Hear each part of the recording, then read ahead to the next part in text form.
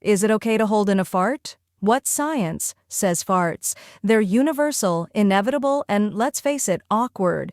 We've all been there, sitting in a quiet room, feeling the pressure build, and weighing the pros and cons of letting it out versus holding it in.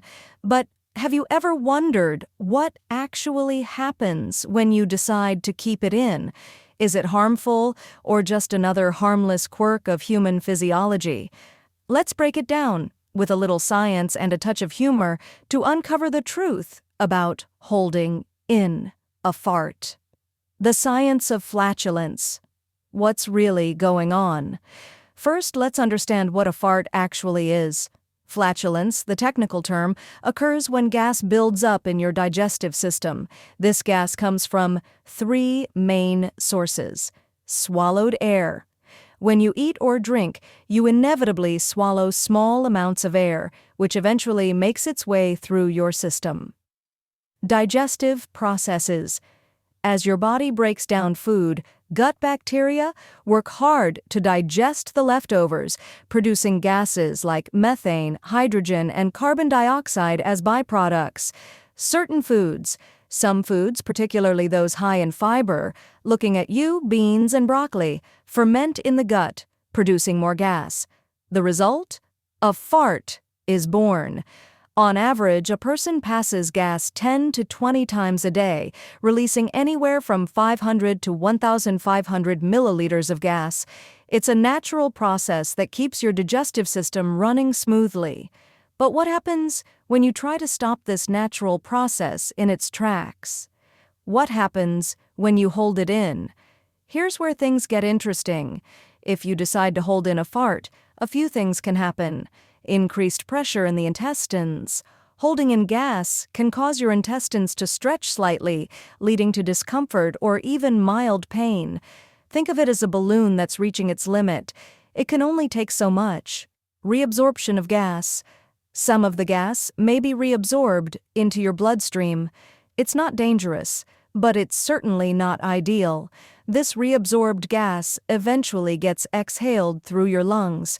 Yes, you can literally breathe out your farts. The gas eventually escapes. Anyway. Spoiler alert. Your body will find a way.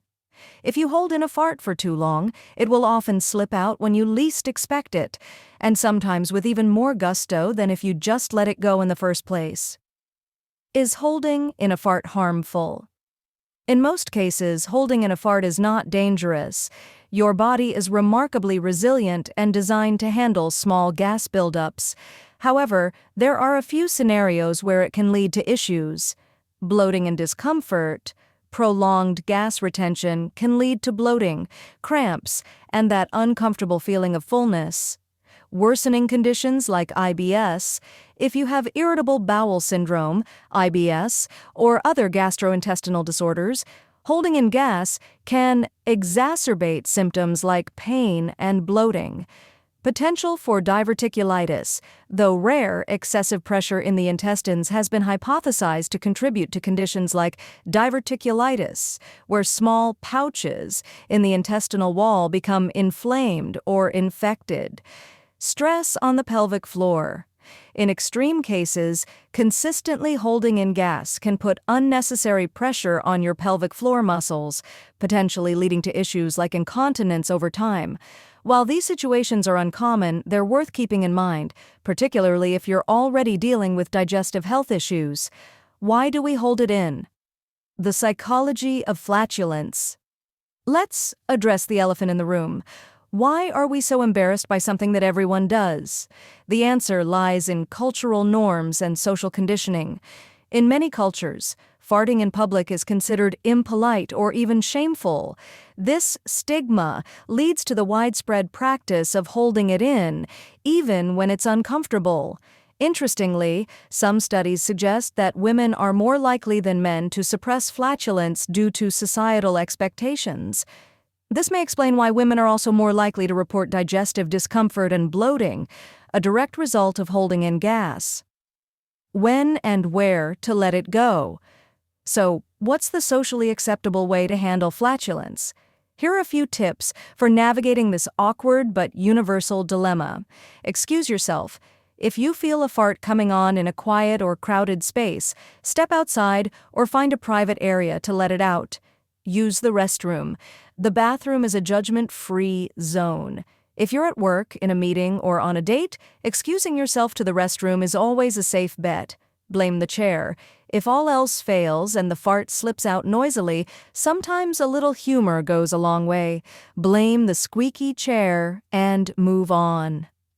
How to reduce excess gas.